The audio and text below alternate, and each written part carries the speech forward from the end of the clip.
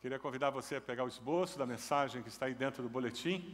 Tem caneta nas costas da cadeira para você poder acompanhar. Você que está aí na internet, nós queremos dizer que o nosso desejo é que Deus abençoe sua vida, fale ao seu coração de uma forma muito especial durante essa mensagem. Você também tem acesso ao esboço, você também pode acompanhar usando o esboço que está aí no site, que está aí disponível para você. Eu encontrei vida eterna. Hoje pela manhã, pastor Marcos falou sobre isso, dizendo que o Senhor veio buscar aquele que estava perdido. E ele conta a história de Zaqueu, e fala como Zaqueu encontra a vida eterna, encontra perdão, encontra uma nova maneira de viver, propósito para a sua existência. E hoje nós vamos conversar sobre uma outra situação em que alguém encontra vida eterna em Cristo Jesus, encontra a vida eterna que muda a história da sua vida, mas muda a história da sua família também. Eu queria que você abrisse sua Bíblia lá em Atos 16, a partir do versículo 16. Conecte-se aí, encontre o texto, Atos 16, a partir do versículo 16. O capítulo de Atos 16 é um capítulo bem interessante. Nesse capítulo você encontra o primeiro registro de uma conversão na Europa. Você vai ter ali nos versículos 13 a 15 o registro da conversão de Lídia, uma mulher temente a Deus, vendedora de tecido de púrpura. Ela morava na cidade de Tiatira ou Neápolis, que hoje, na Grécia, essa cidade é chamada de Kavala. A sua conversão acontece, ela abre a sua casa convidando Paulo para vir até lá, e mais tarde a sua casa se transforma num lugar onde muitas pessoas chegam e encontram Cristo Jesus como Senhor e Salvador. Quando você lê o capítulo 16 do livro de Atos, você tem uma realidade muito interessante com relação ao Evangelho. A vida eterna com Cristo, ela é para todas as pessoas. O Evangelho não tem preconceito, não discrimina pessoas. Você vai encontrar Lídia, que era uma empresária da alta sociedade. Ao mesmo tempo, você encontra ali o relato de uma escrava, o nível mais baixo social da sociedade. Ela também é atingida por esse evangelho. E depois você vai encontrar um carcereiro. O carcereiro fazia parte da classe média, que era um grupo de pessoas muito forte, a classe média, que eram os funcionários de Roma. E o evangelho chega a todos. A vida eterna com Cristo, ela não tem preconceitos, ela transforma todos os estratos da sociedade, amém? Ela atinge a todo tipo de pessoa, diferentes raças, diferentes níveis sociais, diferentes níveis culturais. O indivíduo, o ser humano, tem uma necessidade básica, essencial, no seu interior, que o Evangelho consegue atingir e suprir, independente das suas origens, independente das oportunidades que ele teve, independente do que ele tenha construído ao longo da sua vida. Quando você lê o livro de Atos, capítulo 16, você descobre que a vida eterna, ela liberta pessoas da escravidão. E é assim que o texto começa ali no versículo 16. Certo dia, indo nós para o lugar de oração, encontramos uma escrava que tinha um espírito pelo qual predizia o futuro. Ela ganhava muito dinheiro para os seus senhores com adivinhações. E essa moça seguia Paulo e a nós gritando: estes homens são servos do Deus Altíssimo e anunciam o caminho da salvação. Ela continuou fazendo isso por muitos dias. Finalmente, Paulo ficou indignado. Voltou-se e disse ao espírito: em nome de Jesus Cristo, eu ordeno que saia dela. No mesmo instante, o espírito a deixou. Durante dias, ela seguiu a Paulo. Durante dias, aquele espírito se manifestava, mas denunciando que Paulo servia ao Deus Altíssimo. E quando Paulo repreende aquele espírito, imediatamente ele deixa aquela moça. F.F. Bruce, um comentarista muito conhecido, um teólogo muito conhecido, ele faz uma afirmação muito interessante sobre esse texto. Ele diz: quando Paulo exorcizou o espírito que a possuía, ele exorcizou também a fonte de renda deles. Aí estava o grande problema que Paulo enfrentou. Os donos não ficaram felizes com a cura da moça. Ela libertou-se daquele espírito que a aprisionava há tanto tempo, a escravizava há tanto tempo, porém eles perderam sua fonte de renda. E é assim que o diabo faz conosco. O diabo nos aprisiona com espíritos do medo. e faz com que você dependa de pessoas e você fique preso a pessoas. Aquela jovem, aquele espírito aprisionava aqueles homens, fazia com que ela dependesse deles para poder se alimentar, poder sobreviver. E ela ficava presa e ela servia aqueles homens, adivinhando para as pessoas. E o diabo aprisionava aquela jovem, mas ele aprisionava também aqueles homens. Sabe como que eles se tornavam prisioneiros de Satanás? Porque eles precisavam daquela jovem, tanto que eles ficaram desesperados quando ela ficou liberta do espírito. E Satanás nos prende muitas vezes com o poder que chega nas nossas mãos, com a capacidade de influência, com o dinheiro que nós temos. E nós nos tornamos escravos daquele dinheiro, daquele poder, e nós precisamos tanto daquilo que nós sofremos diariamente para manter aquilo. E tem pessoas que são escravas de poderes sobrenaturais que outras pessoas têm, do carisma que outras pessoas têm, e dependem de gurus, dependem de pastores elevados, pastores mais ungidos, de pessoas de oração mais ungidas, pessoas que ficam correndo atrás de determinadas mães de santo, ou determinadas pessoas que têm uma garrafada. E tem pessoas que têm que colocar a espada de São Jorge, comigo ninguém pode, na frente de casa para proteger, porque senão a casa não está protegida. São escravidões que Satanás coloca em nossa vida. E nós brasileiros somos muito supersticiosos, não é verdade? Você passa embaixo de escada, pergunta a pessoa do lado aí se ela passa embaixo de escada. Pergunta. Eu não acredito, mas não passo não. É que nem aquela história, eu não acredito em horóscopo, mas vamos dar uma olhadinha? Eu não acredito em horóscopo, mas deixa eu dar uma olhadinha. Sabe, queridos, Satanás faz de tudo para nos aprisionar, com superstições, com mentiras. Ele cria uma rede. E com isso nós ficamos dependendo de pessoas, dependendo de certos ritos que nós fazemos. Sabe por quê? Porque nós tiramos os olhos de quem? De Jesus. Nós tiramos a nossa confiança de quem? Do poder de Deus. E começamos a confiar naquela pessoa que tem influência, naquela pessoa que tem poder, naquela pessoa que sempre cuidou da gente, naquela pessoa que vai fazer isso, vai fazer aquilo, e nós não confiamos mais de que Deus é quem está no controle da história da nossa vida. Você confia nisso? Sabe, o diabo ele veio para matar, roubar, destruir. E é isso que ele estava fazendo com aquela jovem. É isso que ele estava fazendo com aqueles donos daquela jovem. Controlando aquelas pessoas, mantendo uma situação caótica, uma situação de destruição, porque o mundo jaz no maligno. A maioria das pessoas são guiadas por valores que trazem destruição.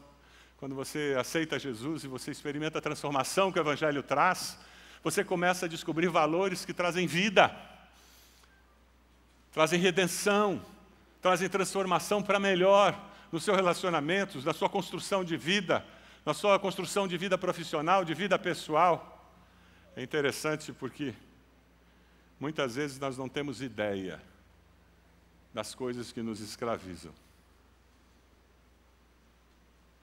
Quantas vezes nós não aceitamos a Jesus, porque temos a tradição histórica da religião da nossa família, que nos impede de olhar para a cruz e avaliar a nossa relação com o Salvador.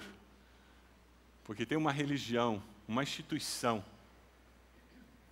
que nos segura. E isso nos impede de ter uma relação pessoal com aquele que morreu na cruz por nós. Quando nós encontramos a vida eterna, nós somos libertos e começamos a experimentar vitórias, mesmo no meio das provações, mesmo no meio das dificuldades. Você acha que porque Paulo libertou aquela jovem, tudo ficou ótimo para a vida dela? Você acha que porque Paulo era usado por Deus para pregar o Evangelho, tudo caminhava tranquilo na vida dele? A Bíblia nunca prometeu que a vida do discípulo de Jesus ia ser um mar de rosas. Deus nunca prometeu isso a nós. Veja o que o texto fala, versículo 19. Percebendo que a sua esperança de lucro tinha se acabado, os donos da escrava agarraram Paulo e Silas e os arrastaram para a praça principal diante das autoridades.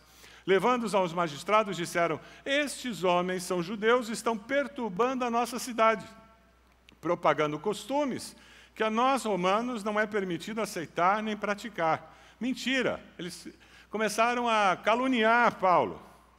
A multidão ajuntou-se contra Paulo e Silas, e os magistrados ordenaram que se lhes tirassem as roupas e fossem açoitados. Já existia um antissemitismo muito forte naquela época. Eles simplesmente usaram o antissemitismo, a rejeição aos judeus que existia naquela época, como existe hoje. E isso fez com que as pessoas olhassem para eles e dissessem: ah, agora é a nossa chance. Na realidade, eles foram perseguidos porque eles estavam pregando o Evangelho. Lá em Mateus 5, 11 e 12, tem um texto precioso. Eu queria que nós lêssemos juntos. Vamos ler juntos? Bem-aventurados serão vocês quando por minha causa os insultarem, os perseguirem e levantarem todo tipo de calúnia contra vocês. Alegrem-se e regozijem-se, porque grande é a sua recompensa nos céus, pois da mesma forma perseguiram os profetas que viveram antes de vocês. Sofrer perseguição por causa do testemunho de Cristo é abençoado por Deus. Agora, sofrer perseguição por causa das besteiras que nós fazemos, não, hein? Por causa dos nossos erros, não é abençoado por Deus. O que Deus está exaltando aqui são aquelas pessoas que são perseguidos por causa da sua fé. Você acredita que existem pessoas hoje que são perseguidas por causa da sua fé? Acredita? Eu queria que você visse um filme da nossa Junta de Missões Mundiais. Nesses meses nós estamos levantando ofertas para sustentar o trabalho dos batistas ao redor do mundo. Temos mais de 1.800 missionários das igrejas batistas brasileiras espalhadas pelo mundo. Toda oferta de missões que você coloca no envelope nesses dias, durante esses meses, ela vai para a nossa junta e nós vamos estar sustentando esses 1.800 missionários espalhados pelo mundo. Mas essa nossa querida missionária está lá na Ásia, lidando com perseguição nos dias de hoje. Vamos dar uma olhadinha nesse filme.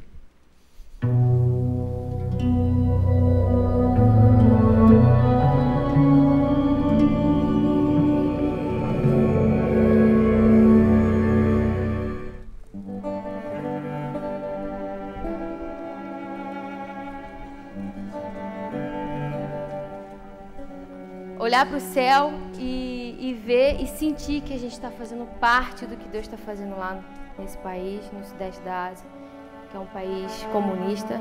A gente sofre perseguição religiosa e a gente sofre de verdade. Até então eu não sabia o que era isso. Na verdade, eu nem imaginava o que era isso.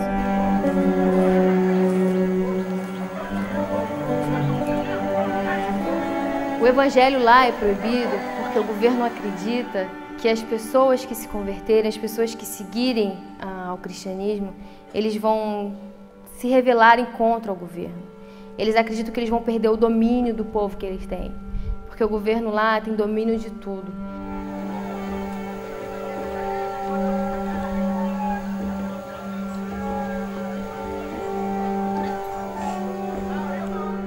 Especificamente na parte onde a gente mora no norte, só existe uma igreja reconhecida pelo governo. Essa igreja só é reconhecida pelo governo porque ela tem uma série de restrições, coisas que não podem ser ditas, como, por exemplo, a ressurreição de Cristo, a segunda vinda de Cristo, vida eterna, coisas que não podem ser ditas nessa igreja. E tem as igrejas que são as igrejas perseguidas, são as igrejas escondidas, as igrejas que o governo não pode saber que existem. Essas igrejas são formadas por jovens, em sua grande maioria, jovens que aceitam a Cristo, se convertem e são obrigados a saírem de casa, porque se a família ficar sabendo, pode dar problema para eles. Então eles saem de casa e eles vão morar nessas casas, que é onde acontecem os cultos. Nessa casa eles são discipulados, nessa casa eles moram, nessas casas acontecem os cultos aos domingos. Os cultos, o horário dos cultos é diferente, o horário do culto é 9 horas da noite, porque é o horário onde as ruas estão mais vazias e não tem perigo da gente aparecer por lá. A gente canta junto, a gente ora junto, a gente ouve os testemunhos. E é muito comum ouvir o testemunho de jovens convertidos que, ao voltarem para casa, ao compartilhar de Cristo com os familiares ou com as crianças dos vilarejos, são presos. Então, nesses espaços, a gente pode abrir o nosso coração, a gente pode compartilhar e, principalmente, a gente pode pedir a Deus que nos ajude a viver diante disso tudo e pedir a Deus que retire de nós todo medo, porque é Ele que faz a obra. A gente tem casos de pessoas que, eu particularmente, uma amiga minha, que eu já estava com bastante contato com ela, e a gente já estava bem próxima, e eu já estava pensando, é agora que eu vou compartilhar o Evangelho com ela, e eu ouvi claramente Deus falar, não é agora, Paulinho, espera. E eu simplesmente tenho que me calar e não compartilhar com essa pessoa. E já é outro caso de pessoas que a gente pensa assim, não, esse é bem ligado ao governo, esse não pode nem sonhar o que a gente está fazendo aqui, esse não pode nem imaginar que nós somos cristãos, e Deus falar, é para ele, prega para ele, é ele nesse momento, é ele que eu quero que ouça a minha palavra. E a gente com muito medo ir pregar o Evangelho de Deus, e a gente vê corações sendo quebrantados, vidas sendo mudadas. É muito bom saber que eu estou fazendo aquilo pelo qual fui criada. É o meu chamado, é a minha vocação. E não teria outro lugar que eu quisesse estar no mundo se não fosse lá.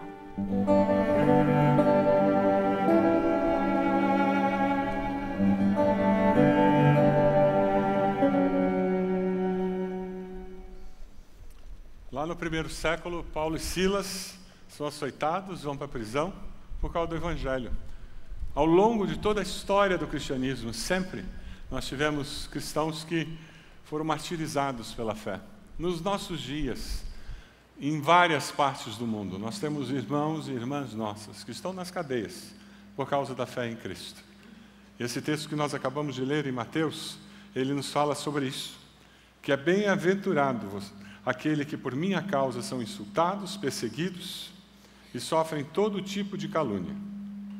Deus enxerga virtude em nós estarmos numa sociedade que é contra Deus e nós, como discípulos do Senhor, estarmos trazendo esse tipo de desequilíbrio nessa sociedade, porque a luz brilha no meio das trevas.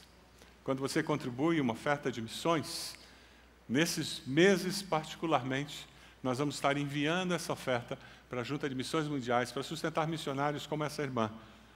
E sabe, quando você vê essa história e você começa a imaginar o que Paulo e Silas estavam sofrendo, versículo 33, o texto continua. Veja lá no versículo 33. Depois de serem severamente açoitados, foram lançados na prisão. O carcereiro recebeu instrução para vigiá-los com cuidado. Tendo recebido tais ordens, ele os lançou no cárcere interior e lhes prendeu os pés no tronco. Por volta da meia-noite, o que eles estavam fazendo? O que eles estavam fazendo? Louvando a Deus, cantando.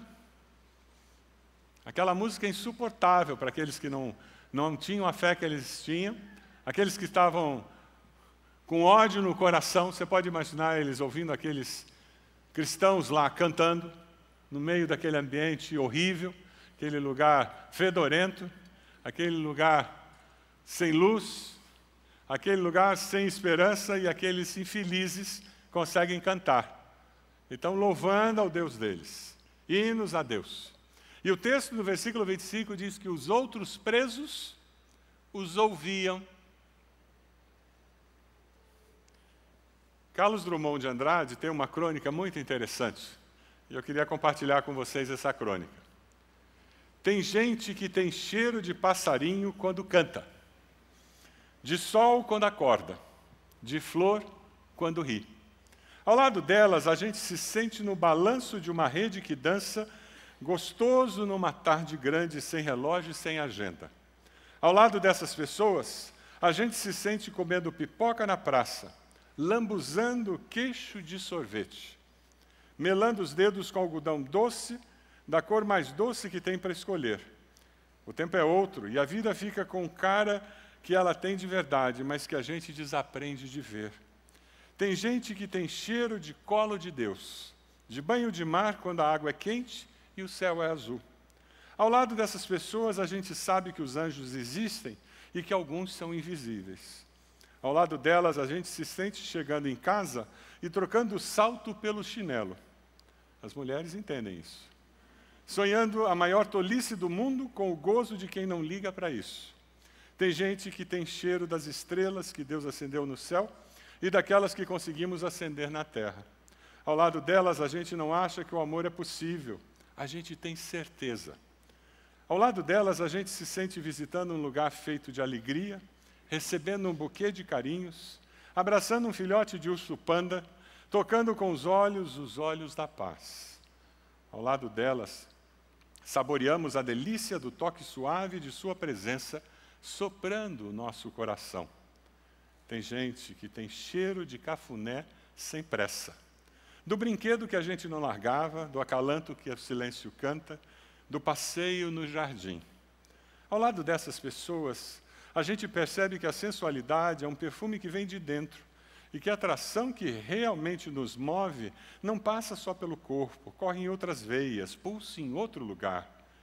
Ao lado delas, a gente lembra que no instante em que rimos, Deus está conosco, juntinho ao nosso lado. E a gente ri grande, que nem menino arteiro. Tem gente como você que nem percebe como tem a alma perfumada e que esse perfume é dom de Deus. O nome da crônica é Almas Perfumadas. Paulo e Silas, naquela prisão, eles tinham almas perfumadas. Eles tinham o bom perfume de Cristo. Quando nós passamos pela vida exalando o bom perfume de Cristo, isso impacta a sociedade. Isso impacta a vida das pessoas, porque o nosso comportamento destoa do que é esperado, do que a maioria das pessoas fazem. E não é porque nós somos uns nerds da vida, é porque o nosso comportamento tem um padrão ético, moral, de valores, de compromisso com a vida, com o outro, diferente do que a maioria das pessoas tem, porque nós pensamos e agimos com valores eternos. O bom perfume de Cristo faz com que a nossa alma exale um perfume transformador. E foi isso que aconteceu naquela prisão. Paulo e Silas cantando no meio da madrugada, eles exalaram o perfume de Cristo para aqueles presos, para aquele carcereiro, e tudo isso com as pernas presas em tábuas de madeira, com correntes de aço, de ferro. Eles fizeram isso enquanto sofriam fisicamente, com as feridas dos açoites ainda sangrando. Eles fizeram isso apesar daquilo. Ah, como nós precisamos aprender a sofrer. Aprender a glorificar a Deus, a louvar a Deus, apesar das circunstâncias. Não por causa das circunstâncias apenas. Não, eu não louvo a Deus por causa das circunstâncias. Eu louvo a Deus porque Deus é Deus. E porque Deus é Deus, isso me basta. Isso supre a minha essência.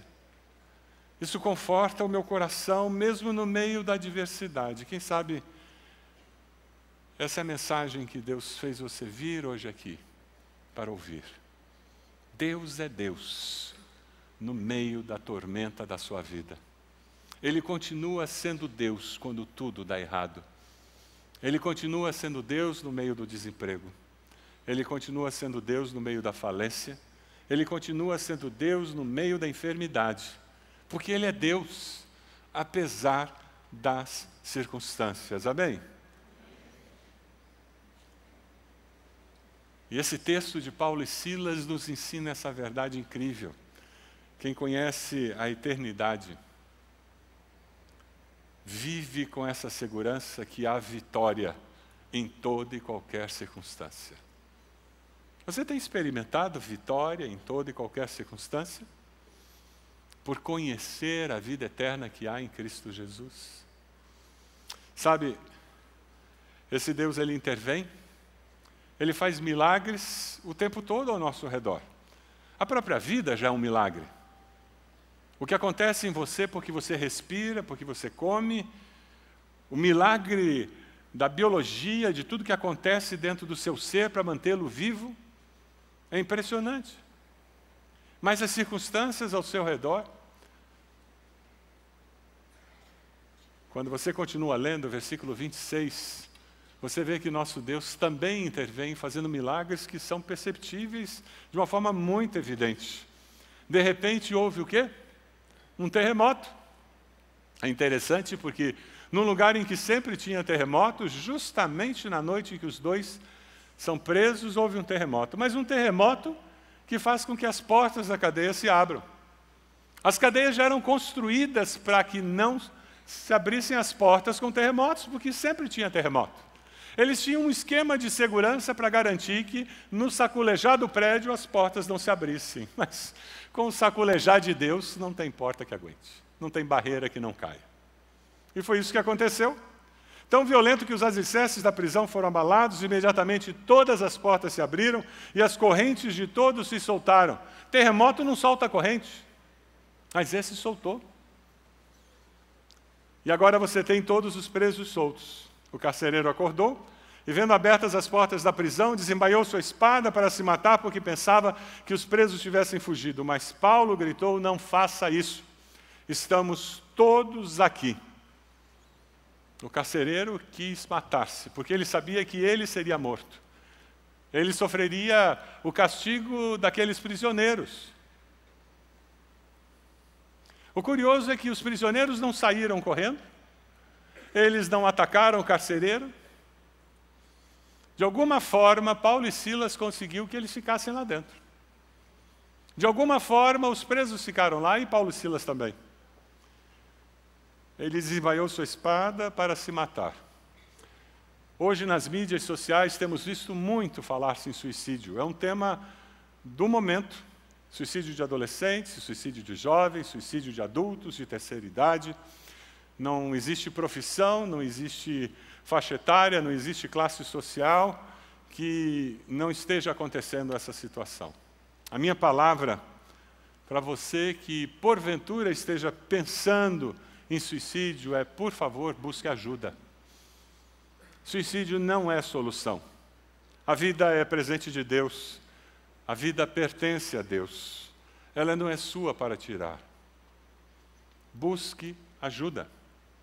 A solução para esses pensamentos suicidas é buscar ajuda. Sabe, da mesma forma como Paulo disse: não faça isso, estamos aqui, Deus sempre envia uma palavra de esperança para você. E Ele enviará. Busque a Deus. Busque ajuda. Ele vai falar através da Bíblia, através de um servo seu, Ele vai falar através de um animal, Ele vai falar através da natureza. De alguma forma, Deus falará a você, porque Deus não deseja que você faça isso. Pelo contrário, Ele deu vida para que você viva de uma forma plena a sua vida. De uma forma abundante, completa. E Deus deseja ajudá-lo a sair desse momento que você está vivendo. E é possível ser resgatado disso. Versículo 29 nos fala do carcereiro que pede luz, entra correndo e trêmulo, prostra-se diante de Paulo e Silas e diz: senhores, que devo fazer para ser salvo? Por que ele perguntou isso?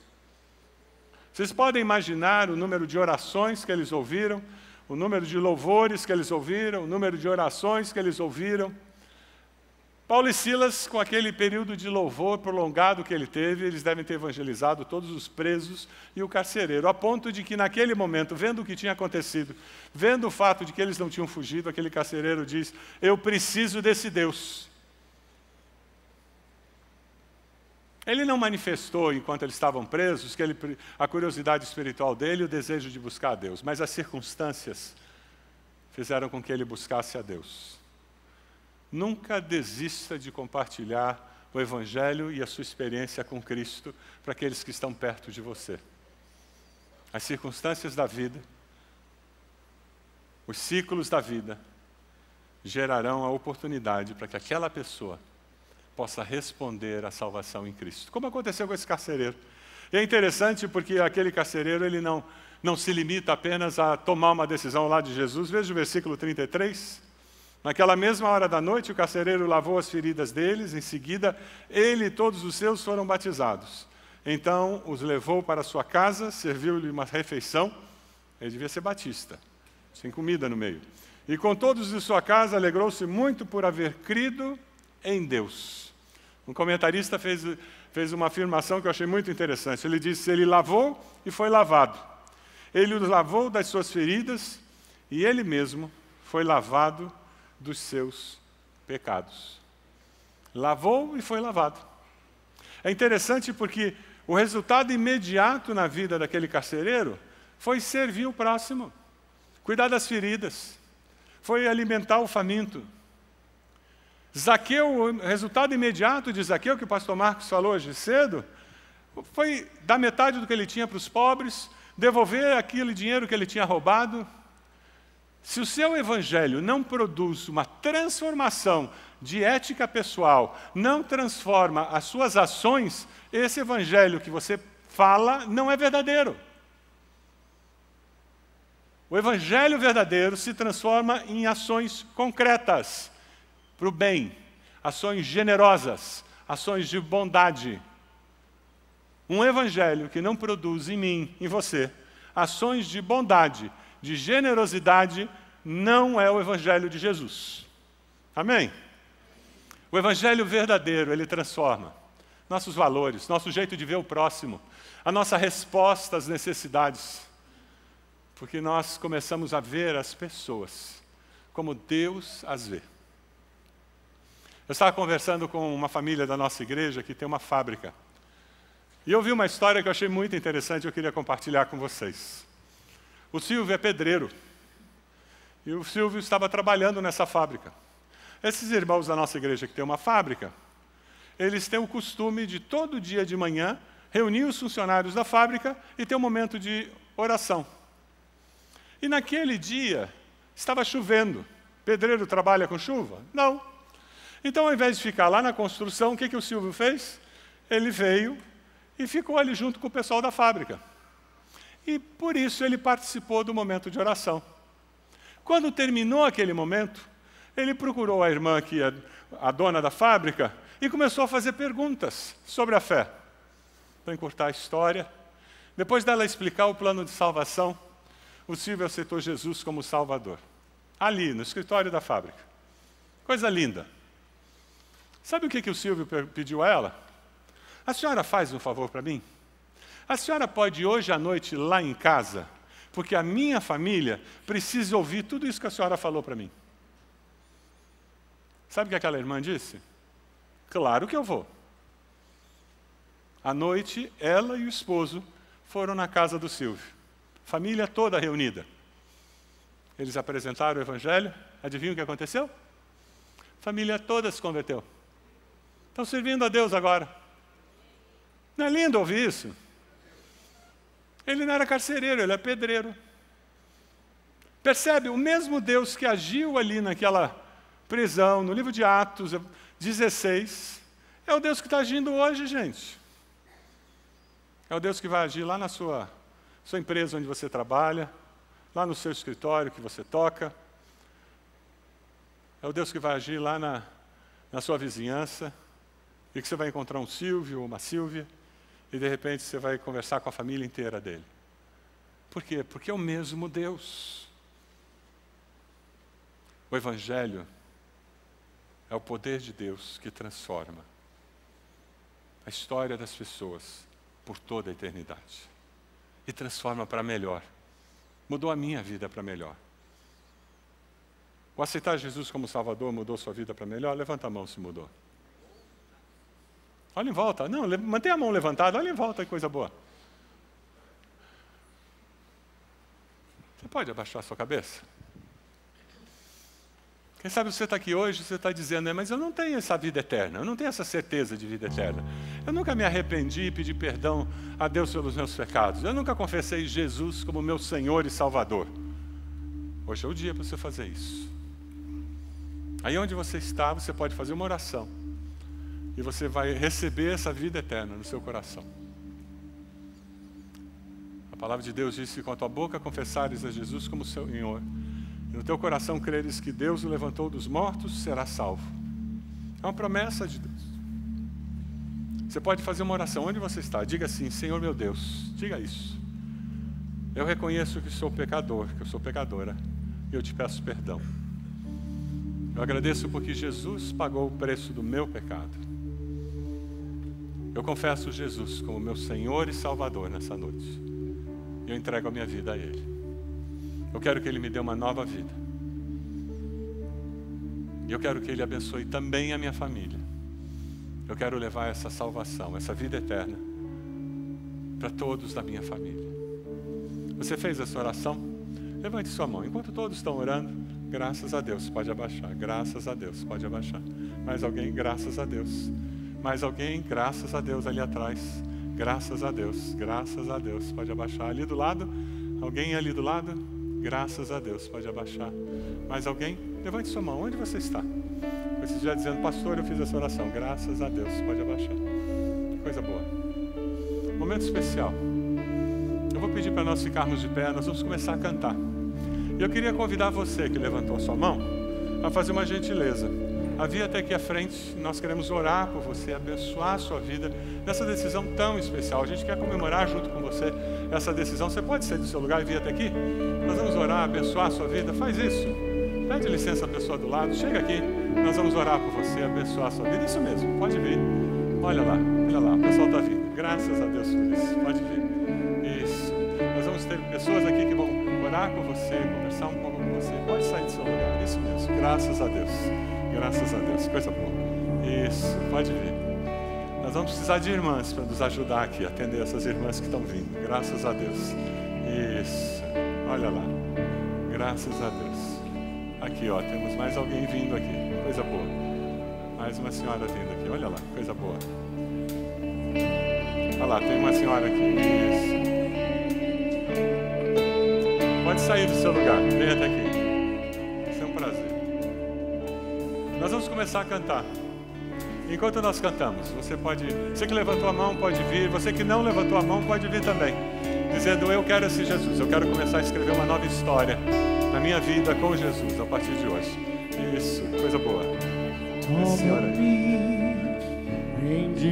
Tem um casal aqui na frente. Aos pés da cruz e encontrei o que tenho, te entrego, ó Deus.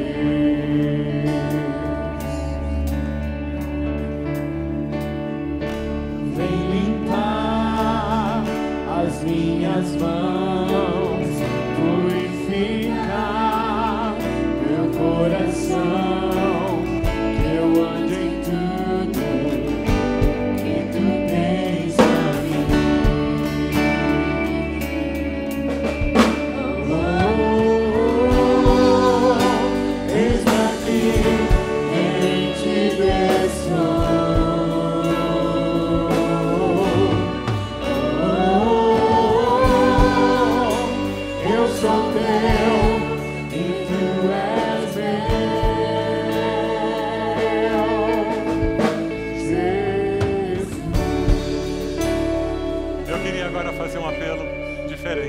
Sabe, você já fez parte de uma igreja uma vez e se afastou. Você perdeu a motivação de participar de cultos, de um pequeno grupo, perdeu aquela alegria, mas Deus está falando com você. Nós queríamos convidar você para voltar a se envolver com o povo de Deus. Chega aqui na frente, nós queremos orar por você, abençoar a sua vida nessa decisão de voltar a conviver com o povo de Deus. Quem sabe você ainda não foi batizado. Aquele carcereiro não teve dúvida, ele aceitou Jesus e foi batizado. Você tem adiado esse batismo. Sai de onde você está, vem até aqui dizendo, eu tomei uma decisão, eu quero ser batizado, eu vou seguir a Jesus através do batismo. Como esse carcereiro fez, eu vou parar de adiar, eu vou seguir a Jesus através desse batismo. Pode chegar aqui, isso mesmo. Meus momentos e os dias meus, meu respirar e o meu viver, que sejam todos pra ti, ó Deus. Eu me rendo a ti. Eis-me aqui, rendido estou.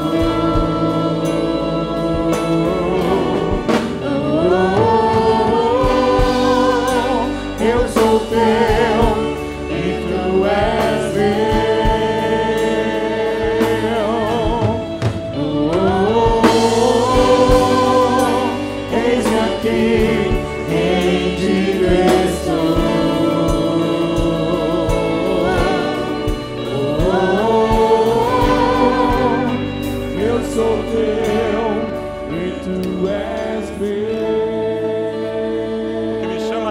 nessa história é que aquele carcereiro, ele pensou logo na sua família, em levar essa salvação, por ter encontrado a fé em Jesus para os seus queridos. Você tem alguém na sua família que ainda não conhece a Cristo como Senhor e Salvador? Eu queria convidar você a colocar os joelhos onde você está, orando por essas pessoas e dizendo: Deus, eis-me aqui. Como aquele carcereiro foi, eu quero levar essa mensagem até eles. Como o Silvio fez, eu quero levar essa mensagem até eles, para que eles também conheçam a fé em Cristo Jesus. Diga o nome dessas pessoas para o Senhor e diga: Senhor, eu quero ser instrumento para que eles venham a conhecer o Senhor. Deus, nós oramos por esses queridos nossos que ainda não conhecem a Cristo como Senhor e Salvador. E nós nos colocamos à tua disposição para que eles tomem uma decisão ao teu lado. Nos mostre caminhos, Deus, para chegar até eles, para conseguirmos compartilhar com eles a nossa fé, para falarmos da nossa relação com o Senhor, falarmos da diferença que o Senhor faz para a nossa vida aqui e por toda a eternidade. Ó Deus, nós pedimos que o Senhor crie oportunidades, que o Senhor coloque palavras em nossas bocas e que Teu Espírito Santo venha fazer uma obra, Deus. Ó Pai, nós oramos por esses irmãos e irmãs que estão aqui à frente, tomando uma decisão ao lado de Jesus. Confirma com o Teu Santo Espírito essa decisão. Aqueles que estão dizendo: eu quero voltar para a comunhão da igreja, dos irmãos em Cristo. Confirma essa decisão em seus corações, ó Deus, que nós sejamos bênção na vida deles, como família de Deus, e que eles possam ser instrumentos para que outras pessoas descubram do Teu amor. Em nome de Jesus. Amém, Senhor. Amém.